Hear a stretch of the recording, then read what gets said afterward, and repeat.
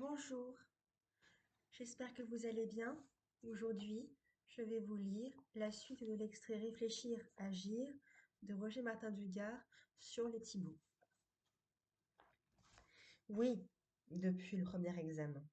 Et tous mes confrères sont comme moi, les meilleurs justement, car ce sont toujours les meilleurs qui font le sacrifice d'eux-mêmes, qui acceptent l'exigence dévorante du travail professionnel.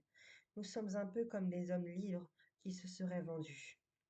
Sa main, au fond de la poche, jouait avec le petit agenda qu'il portait toujours sur lui.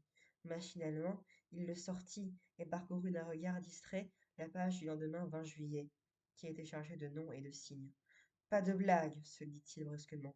C'est demain que j'ai promis à Thérivier d'aller revoir sa gosse, à Sceaux, et j'ai ma consultation à 2 heures. Il écrasa sa cigarette dans le cendrier et s'étira. Voilà le docteur Thibault qui reparaît, fit-il en souriant. Eh bien, vivre, c'est agir après tout. Ça n'est pas philosopher, méditer sur la vie, à quoi bon? La cause est entendue une fois pour toutes.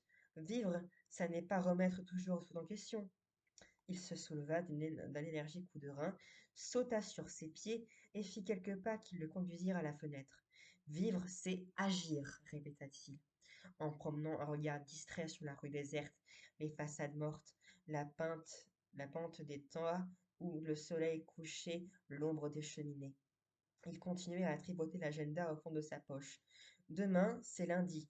Nous allons sacrifier le cobaye du petit 13. 1000 chances pour que l'inoculation soit positive. C'est l'affaire. Perdre un rein à 15 ans, et puis il a cette sacrée gosse de stérivier. Oh, je n'ai pas de veine cette année, avec ces pleurésies à streptos. Encore 2 jours, et si ça ne va pas, on fera sauter la côte. Et quoi? Fit-il brusquement, en laissant retomber le rideau de vitrage. Faire son travail proprement, est-ce que ça n'a, ça n'a est-ce que ça pas déjà quelque chose? Et laisser la vie courir. Il revint au milieu de la pièce et alluma une autre cigarette. Amusé par la consonance, il s'était mis à chantonner comme un refrain. Laissez la vie courir. Et Jacques discourir. Laissez la vie courir. Le roman se termine par un épilogue consacré aux derniers mois de la vie d'Antoine, unique survivant des Thibaux. Celui-ci est atteint par les gaz à la fin de 1917 sur le front de Champagne. Le mal, provisoirement écarté, n'en est pas moins incurable et, au cours d'une visite pathétique à son maître et ami le docteur Philippe, Antoine acquiert la conviction qu'il est condamné. Progressivement, ses souffrances deviennent intolérables et il y met fin par une piqûre le 18 novembre 1918, une semaine après l'armistice. Note: le lendemain 20 juillet. C'est le 20 juillet 1914. Une fois pour toutes, Antoine, en effet, s'est fait une conception définitive de la vie, mélange saugrenu. Vivre, c'est agir.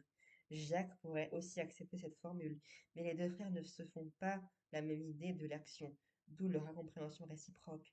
Cette question des rapports entre pensée et action a particulièrement préoccupé Martin Dugard.